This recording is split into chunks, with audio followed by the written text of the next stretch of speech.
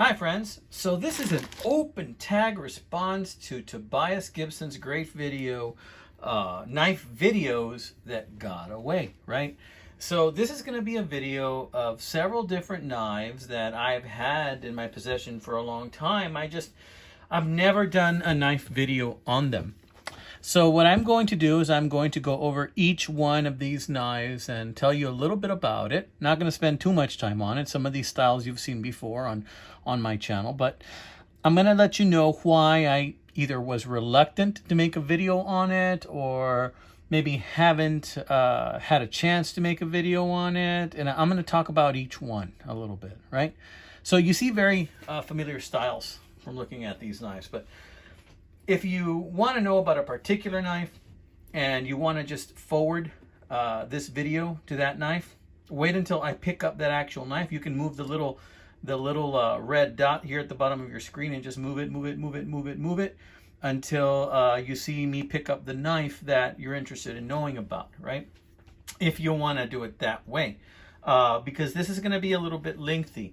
I foresee it might take around 10-12 minutes or so for me to go over all of these knives. And I'm going to start over here, right here. Okay, my friends, so let's start with this bad boy. So this is a great open tag by Tobias, by the way. This just gives me a reason and a vehicle in which to do this video on all these knives that I just haven't done videos on. So let's start with this one. This is an old advertising knife. So right here you can kind of make out the word yellow or something, or yell at least.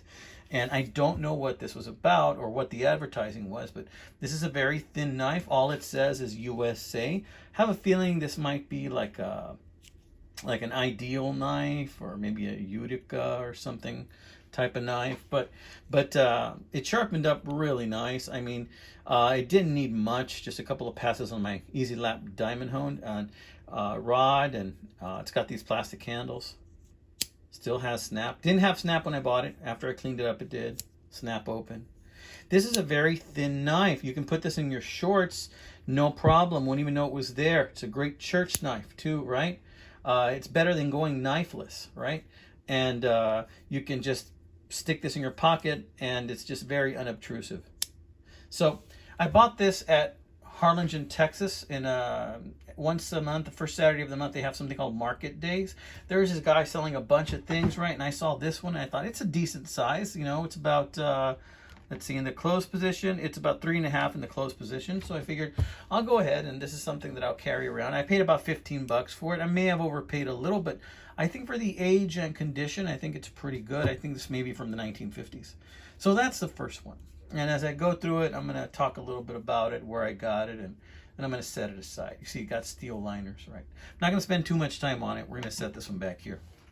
So check this bad boy out. I was at another flea market. This is one of my favorite flea markets, Bussey's Flea Market in San Antonio. And there was a guy who just had about 100, 200 frost type knives laid out on his table along with some other knickknacks. And he was selling them for $5 and $6 a piece. This is a $6 one. And this is see how it has kind of that bullet there? But this is the Caliber series from Faust. To me, this kind of is made to imitate the Remington Bullet series that it has, because it looks very, very similar to that Remington Bullet series. But look at this orange color on that bone. I have a couple of knives with this same type of orange color on the bone that I really like, and that's why I got it. And this is a copperhead, and it's a cheap frost knife. These probably you can find it on eBay for like 10 bucks or something. It's a copperhead design, light snap open, China knife. You know, it's not a bad looking knife, you know, but it's got brass liners, nickel silver bolsters. It's got a mid lock here in the back. See if it has a snap closed, light snap closed. Very weak snap open and closed on this knife, right? But check this out. You want it over here? You want it over there. You want it over here? You want it over there. Okay. So aside from that, it does lock up tight in the open position, right? But you saw what it did there. So, you know, this is a $6 knife, but it's something you can put in your pocket that if you lose it, you lose it out, you're out there doing yard work and you lose it, you're not going to cry over it, right? So that's kind of why I got this one. It just attracted me with that pretty bone. So we'll put that in there, back there. So you guys know I'm a fan of the toe, right? The elephant toe. And this is kind of like a sunfish. Some people call them elephant toes. And this is another one of those Frost 1 of 500 knives. I have like quite a few of these Frost 1 of 500 or 1 of 1,000 or something like that. And you have that sunfish right there. It is deer tay because I have used this quite a bit, already. So it is kind of dirty, and that's because I will give it a little cleaning, This is a blue bone knife. It's really pretty. I'm a big fan of this sunfish pattern knives. Why did I not show you a video on this knife? Because I've showed you so many other videos on knives very similar to this. Plus this one had a blemish. It had a crack. So I went ahead and I put some super glue right there to kind of seal that crack in, and it left some residual there that I know will eventually wear off when I wear it in my pocket for carried in my pocket for so long, right?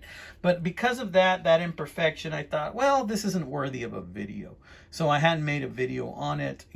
This is one of those knives that is a Frost knife, and it's got that Thyssen Krupp type steel. I don't know if you can make it out where it says Thyssen Krupp, but it's got that Thyssen Krupp German steel in there. Really like these knives. Love carrying these knives in my pocket. They're real slicey. Really nice flat design on that blade. I like it a lot. Really love this pattern. Can't say enough about it. You guys know I'm a fan. And if you don't know, check out my playlist that has just sunfish, knife, or elephant toe, or equal end, or whittler type videos. I have a playlist that has all those types of knives there if you want to check that out. But yeah, I'm a big fan of this style. So I like it a lot. I use this quite a bit, but I'm going to keep using it because I'd rather use these than some of my more expensive ones sometimes, right? And as far as the blades go, they're pretty good, Main blade is great. It's really tough to pull this bad boy out. I'm breaking a nail just doing it already, right? But it's there, and I can feel my nail bending. Don't have a screwdriver, but man, what if I two-hand it? Ugh. Ooh, yeah, baby. Yeah, baby. Look at that. It came out, but you know what? Had a casualty. My nail kind of bent a little bit, but wow. Okay.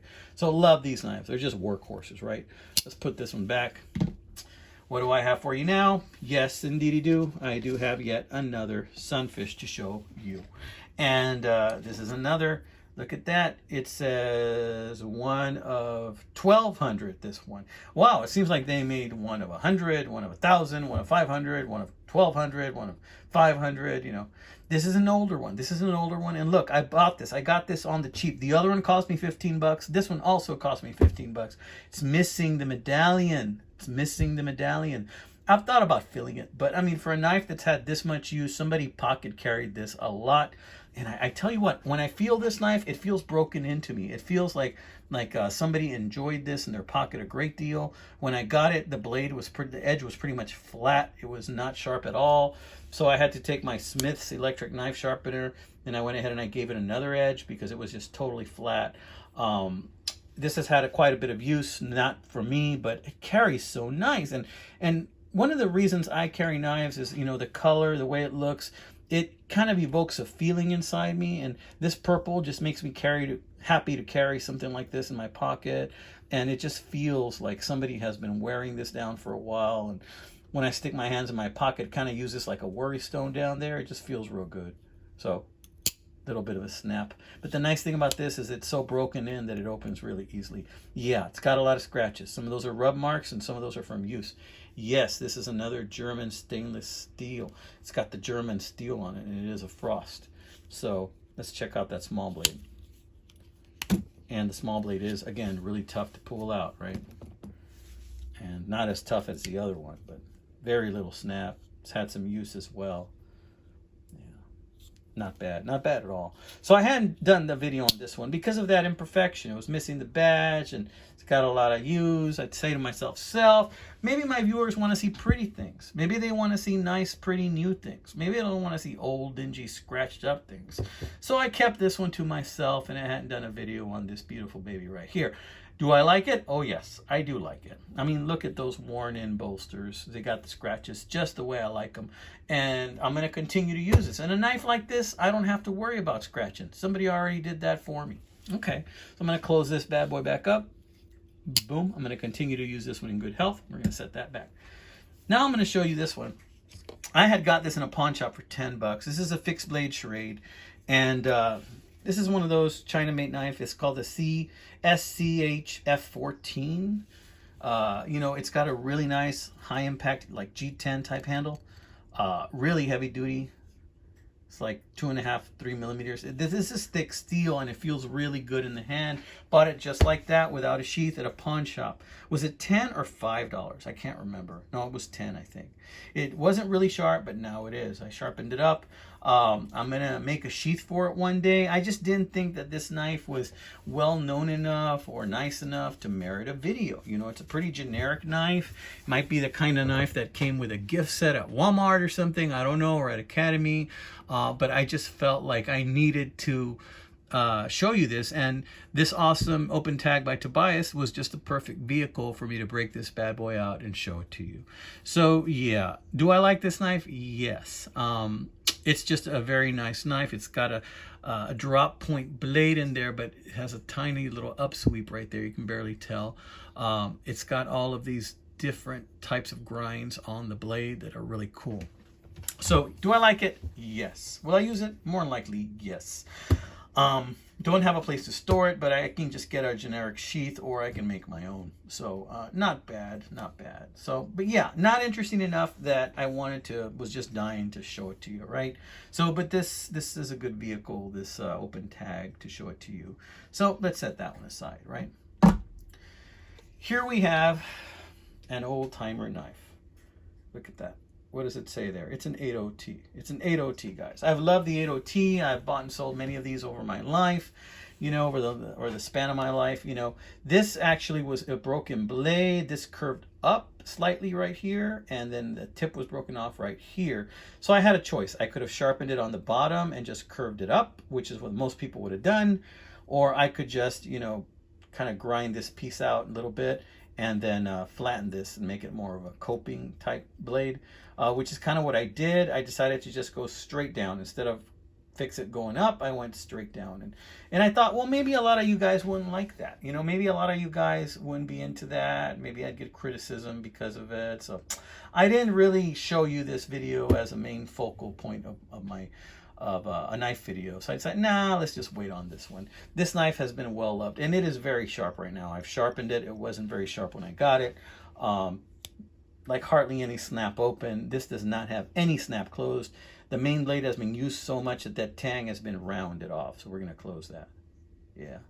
See, the condition ain't fantastic on this, but it's a cutter and it's a keeper in my book. Look at that sheep's foot. It's got plenty of use to.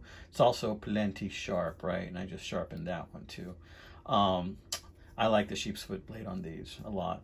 And you know, I love the Delrin on this when it starts to get that golden brown tinge to it. Really like that. Kind of like a burnt brown, little tiny snap on that.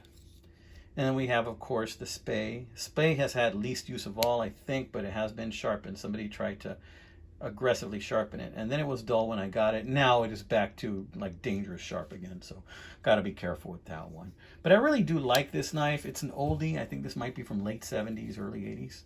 And it's just a pocket friend, guys. This thing takes care of a lot of things if you need it in your pocket, and it won't take up a lot of space. So that's why I like that one. Which brings us to the last knife in this video. So let me pull that one off and check this out. So this is a big box, and there's a bowie knife in here, and this says American West Gold and Silver Coin Bowie Knife. Now, my daddy, he's 85 years old. He's still alive, and every once in a while, he likes to buy coins because he collects coins, and sometimes, you know, he gets catalogs, and he wants to do something nice for me. I have given my dad several knives. He has given me a few. He's not a knife collector. The only knives he has are the ones that I've given him, but if he sees something that he thinks is nice, he wants to buy it for me, and I think that's really cool of my daddy. So let's see what my daddy got me. I've had this actually for about a year, and I haven't shown it to you guys. So let's see what my dad got me. It came in this kind of like faux wood case. This is the box. It says American Mint. American Mint knives are intended and sold for collectible purposes only. Please retain this packaging for further reference in case of correspondence due to variations in natural handle material specifications. May vary, must be kept out of the reach of children at all times, blah, blah, blah, made in China. Okay. So we're going to put this away. Let's see what's in this box, right? foam. Okay, so let's pull that out. Oh, sorry guys. And that's it. That's the knife. Is it a good looking knife? Yes, it is. Will I probably ever use this knife, like on a barbecue or anything? Well, only time will tell. Honestly, I don't think I will, only because my daddy gave it to me and I have so many other knives. It's a collector's knife, and this will remind me of my daddy, but let's take a close look at it. It's heavy. It's got a coin right there. It's got a nickel, kind of like a gold-plated nickel, Indian head nickel. Not bad. On the other side, you got another nickel with the buffalo side right there, buffalo head nickel. And then you got right there, it says stainless 420 PRC, American Gold Buffalo. And this is a nice looking knife. It's got like this red type of, I don't think this is real stone. I think it's made to look like stone, but it's not. American Mint right there. And then you see the kind of like an etching, the Native American and buffaloes. Looks like a rosewood type of handle material. Full tang, it looks like. It's got that brass guard right there. Yeah, this is it, guys. My dad gave me this knife, but I hadn't shown it to you because, you know, it's not a well-known brand or anything like that, and I keep it mainly for sentimental value. But yeah, my daddy gave me this knife.